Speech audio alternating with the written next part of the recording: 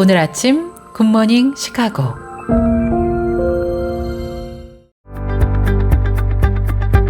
청취자 여러분 안녕하세요. 1월 28일 화요일 굿모닝 시카고 데일리 뉴스 시작합니다.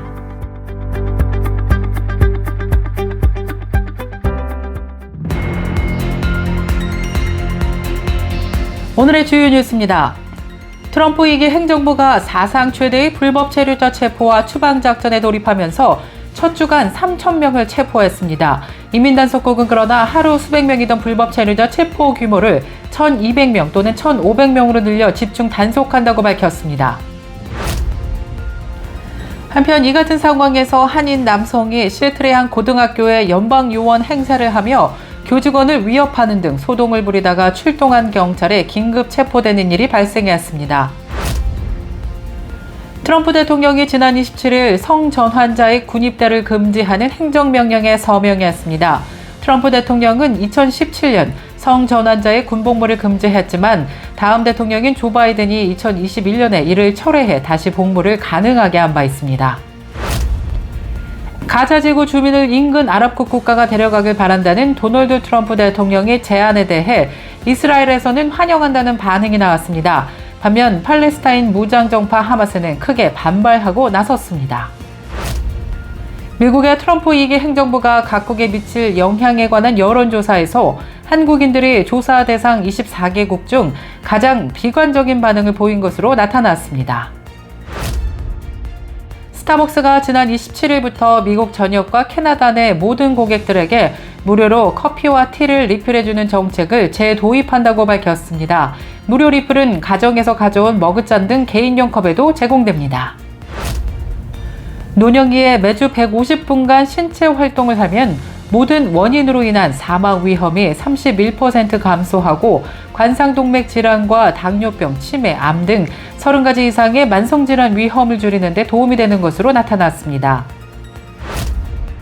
지난 25일 토요일 오후 2시 글로벌 어린이재단 시카고 지부 회장 이취임식 행사가 열렸습니다.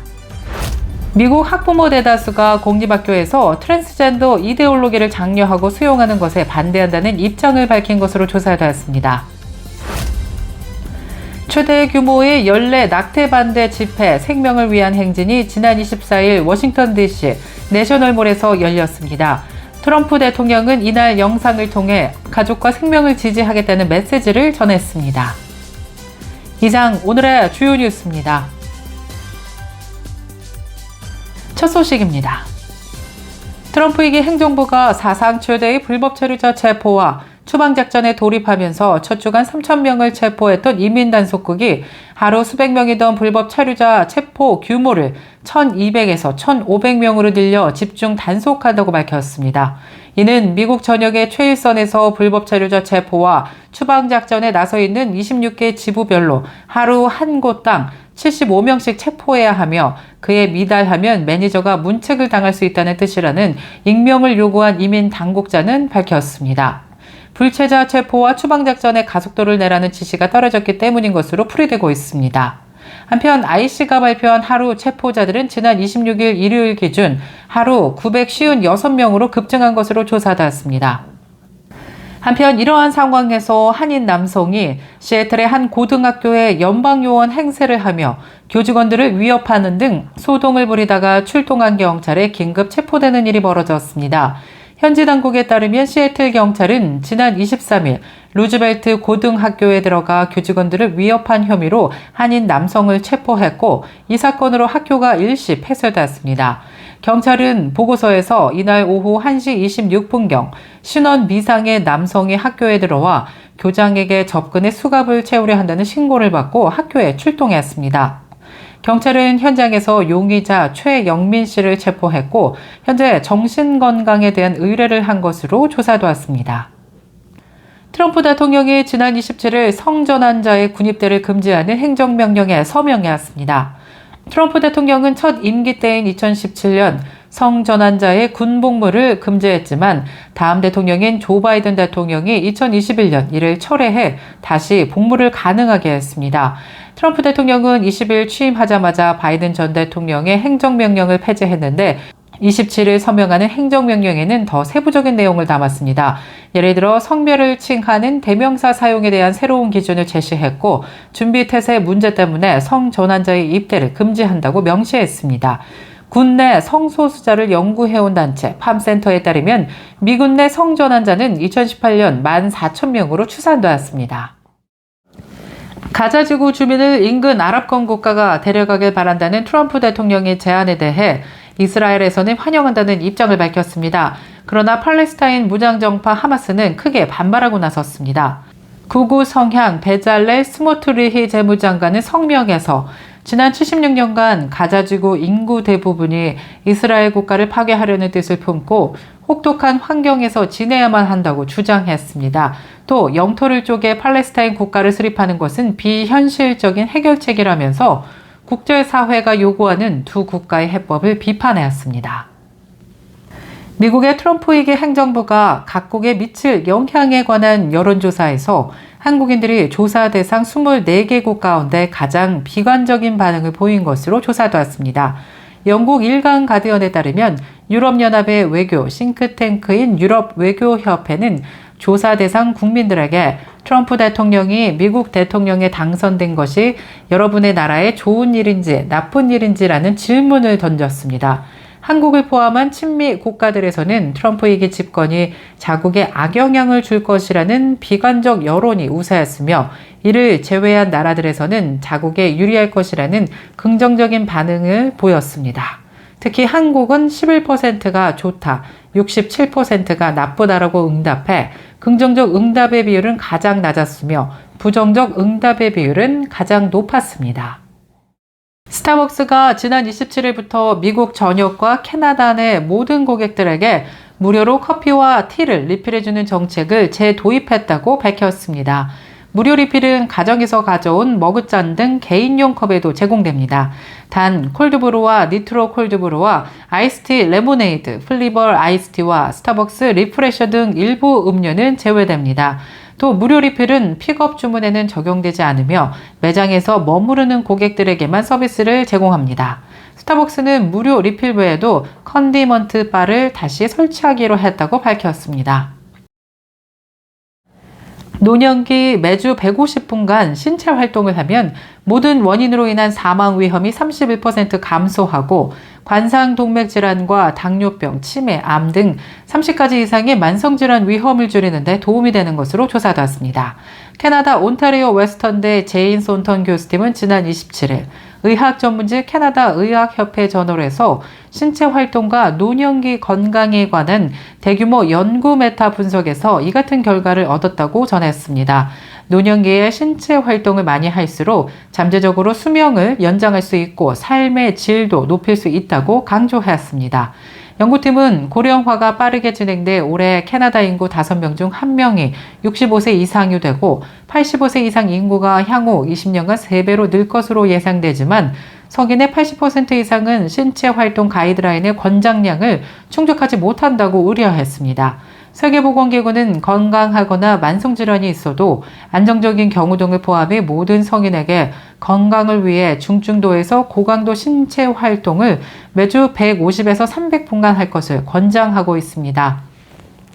인공지능 AI 열풍 속에 지난해 전 세계 소비자들이 생성형 AI 앱에서 쓴 돈이 무려 12억 7천만 달러 규모였다는 조사 결과가 나왔습니다.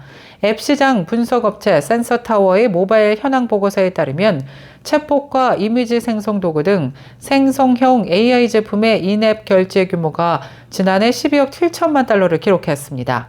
챗 GPT가 처음 등장한 2022년 3,010만 달러에서 2023년 4억 5,500만 달러로 급증한 데 이어 지난해도 전년 대비 179.1%나 증가한 것입니다. 챗 GPT 출시 이후 구글 제미나이, 마이크로소프트 코파일럿, 바이트댄스, 더우바오 등 빅테크들도 AI 모델을 앞다퉈 내놓으면서 기술 경쟁을 벌이고 있는 상황입니다. AI 앱 다운로드 건수는 2022년 1억 1,900만 건에서 2023년 7억 7,700만 건을 찍은 데 이어 지난해에는 전년 대비 91.8% 늘어난 14억 9천만 건을 기록했습니다. 이 가운데 지난해 4분기 AI 체포 다운로드 건수는 4억 2,700만 회로 전년 동기 대비 무려 119%가 증가했습니다. 이어서 한인사회 소식입니다.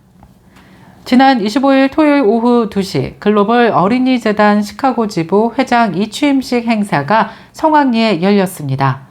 27년의 역사와 전통을 갖고 전 세계의 가난과 전쟁과 핍박 속에서 소외되고 굶주린 어린이들을 위한 봉사와 섬김을 이어오고 있는 글로벌 어린이 재단인데요. 이날 시카고 지부에서는 지나온 발자취를 돌아보고 어머니의 마음으로 한국과 전 세계의 굶주리는 어린이들을 위한 회원들의 아낌없는 봉사와 섬김에 박수를 보냈습니다. 또 지속적으로 이런 활동을 할 수 있도록 후원과 참여를 아끼지 않는 후원자들에게 감사의 마음도 전하는 시간을 가졌습니다. 이날 이 취임식 행사는 서재니 중부지역 회장의 사회와 서도건 기독교 방송국장의 개회 기도, 오영신 총무가 2024년 활동 보고를 통해 지난 한 해 동안의 활동을 공유했습니다. 또 유기정 전 회장의 이임사와 김희영 신임 회장의 감사패 증정, 취임사가 이어졌습니다. 김희영 회장은 이 세상 모든 아이들이 굶주림과 질병에서 해방되는 그날까지 GCF 사역은 계속될 것이며 이 일에 많은 관심과 기도와 응원을 바란다고 소감을 전했습니다. 계속해서 교계 소식이 이어집니다. 미국의 학부모 대다수가 공립학교에서 트랜스젠더 이데올로기를 장려하고 수용하는 것에 반대한다는 입장을 밝혔습니다. 크리스천 포스트에 따르면 부모 권리 옹호 단체인 학부모 수호교육과 애리조나 기독교대학교 문화연구센터는 12월 12일부터 18일까지 18세 이하 자녀를 둔 미국 부모 1000명을 대상으로 공립학교 내 트랜스젠더 이데올로기에 관한 설문조사를 실시했습니다.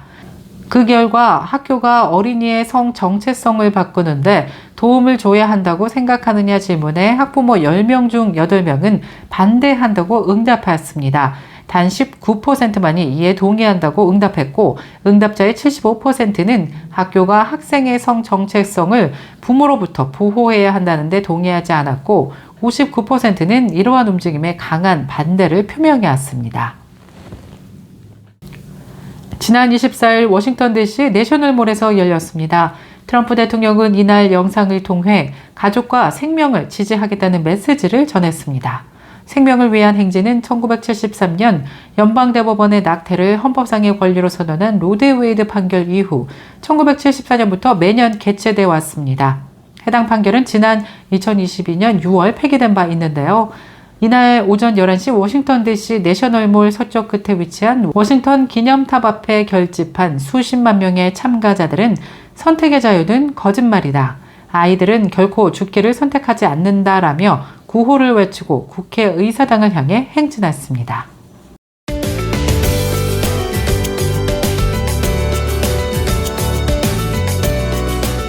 KCBS 날씨 정보입니다. 화요일이 오늘도 어제처럼 기온이 오르면서 따뜻하고 포근한 날씨 계속되겠습니다. 그러나 바람이 많이 불면서 체감온도는 살짝 춥겠습니다. 낮 최고 기온 43도, 밤 최저 기온 33도 예상됩니다. 날씨였습니다.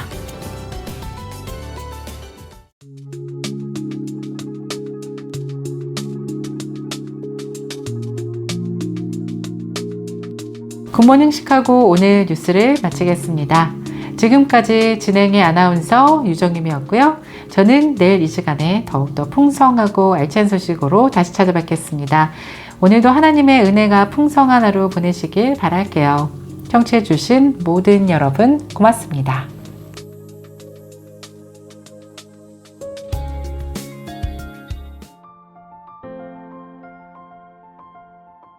굿모닝 시카고 뉴스는 삶을 마무리하는 순간을 여러분과 함께합니다. 가장 저렴한 비용과 신뢰를 바탕으로 정성을 다하는 줄리심 장의사, 최신 학문과 기술 연마를 통해 최상의 치료로 보답하는 김강수 치과, 모든 보험을 원스톱으로 해결해드립니다. 한인사회를 위한 박상화 종합보험, 최고의 상품으로 소비자의 행복을 책임지는 영신건강 제공으로 함께합니다.